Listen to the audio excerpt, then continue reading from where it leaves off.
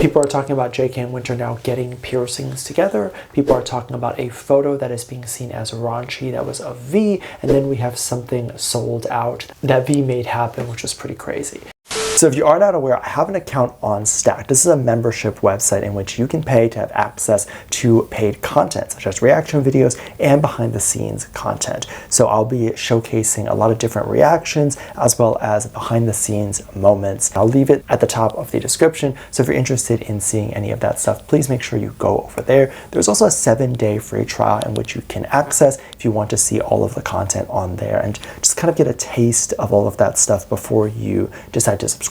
Currently, right now, I'm doing a limited time $1 a month thing. Stacked is a preferred platform if you want to support creators because they do give a higher cut. Again, it'll be the first link at the top of the description. And of course, I hope to see you there. And I'll still be posting everywhere else, but if you would like to just see a little bit more, you can go over there and check it out. Now, on to regular scheduled programming.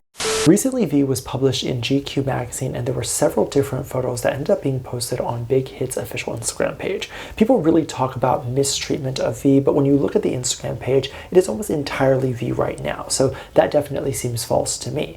One of the photos that was posted is garnering a lot of attention because it's a photo showing V wearing a Cartier nail necklace. They have the same design as the bracelet, but I guess they have a necklace one too. And in this photo, you see him very much wearing it clearly. He is the ambassador, so it definitely makes a lot of sense. And I guess this served as a huge advertisement for the brand because very quickly, this necklace allegedly sold out. The necklace cost over $15,000, and with shipping and handling and taxes and fees, could easily cost around $16,000 or $17,000. And while if I go to the website right now, it seems as if the item is still fully in stock, it definitely could have just been sold out within the first day that this photo was posted. Of course, the real question here is how much they stocked this necklace, and if there's only just like a few there, or were there thousands to millions that were sold out. With a product that is that expensive, I doubt they would have stocked hundreds or thousands of them. And of course, if everyone starts wearing these necklaces because they all buy it, then the necklace would lose its value. So I don't think there were that many, but it's so shocking that even if potentially 100 of them were sold, that would mean the brand made a killing. And I think that might be $1,500,000, so that's crazy. It's these moments that the executive sees that will be used for data for future pricing. So if the executives see that BTS fans will pay $10,000 or more for a necklace that V wore, then they'll be pretty confident that they can probably sell BTS tickets at any price, and they will sell out too. And the bottom line is a lot of Asians in Asia have really well-paying jobs, and generally the GDP over there is higher, so people have more money to spend. But I wanted to add something into the conversation that I hope will get out there. We are still looking at a global sale that Cartier would be making. As in, V is wearing a necklace that's being published on a big publication like GQ. It's being seen internationally, globally, meaning probably some prince in Dubai could have bought 10 to help it sell out. You could have a few people in Asia who are really wealthy that bought a few. So I say that most people in America right now are broke, so please price tickets accordingly if there are any plans to have any shows here in the US. But perhaps they all know this and I'm just kind of beating a dead horse here, but I really hope that the ticket prices are not outrageous. I think even paying $200 to $300 for a ticket is outrageous. Concerts should not cost that much, especially if you're not in the pit or at the front, but those tickets at the front probably will cost thousands of dollars. Now, speaking of this GQ magazine publication, there was a specific picture in there that people were freaking out about. This was the main first photo that we see of V wearing his furry coat. He looks extremely stunning. He's biting his nails in the photo, and it's heavily supposed to give off sexy. We kind of see the jacket open and he's not wearing anything underneath. People were talking about the placement of his hands or fingers, and specifically this being placed on his fly or crotch area. And he's sort of peeling back the fly a little bit. So people are taking whatever they take from this, and you can use your imagination as to what they think that this means.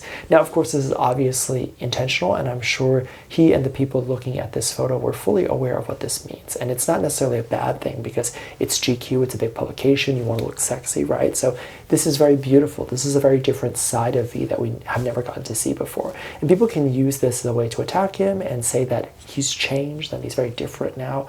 But I have to be honest here, every single person that I've known wants to be sexy. And if there's a way for them to appear sexy or give off that type of vibe, they're going to want to do it.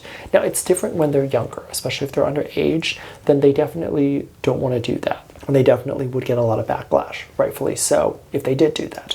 But a lot of Asian men don't even come into their more masculine bodies, if you will, until their late 30s or 20s. And so when they're even in their mid-20s, they can still look like teenagers. So oftentimes them trying to appeal sexy just does not come across as sexy. Sometimes it even comes across as cringe. So doing it in an appropriate time when things look right is really the best way to maximize impact. Because if he has always done this, then it would make no impact either. People would say, this is just him being him. But I love this. I love that we are seeing more of this stuff come out. There's no one in the back end forcing him to do stuff like this, take pictures like this, or try to give off more of a cute, sexy vibe. So this is definitely something that I would imagine is more so him. And I would also say anything that we see of the boys now is going forward likely would be because they want to do it now. Because we are entering uncharted territory here, and we're probably going to see a lot of stuff that we haven't seen before. We can consider maybe these things more experimental, and there's going to be a lot of stuff where they've probably wanted to do, they've probably practiced before, but maybe they didn't feel like they could pull it off, or it just wasn't the right time for it, but then they'll do it now. And then on top of that, since the comeback is really close, we have to expect that a lot of the stuff that's coming out has to be somewhat on theme to the comeback, although that's just my assumption. I don't know how much of that is true or even if that's actually happening. But so far I'm getting that there might be more of an underground sound. Maybe they'll start talking about more niche subjects, and it might maybe even be a little bit sexy. So it's all very exciting. I think it could potentially be a good direction for them to go in. I'm not entirely sure yet. I've talked about before feeling like if they go too niche, they might be ignoring the very broad audience that they have built in the US, which of course is more like bubblegum pop music. But depending on how they do this niche thing, they could pull it off and do it really well and be very successful.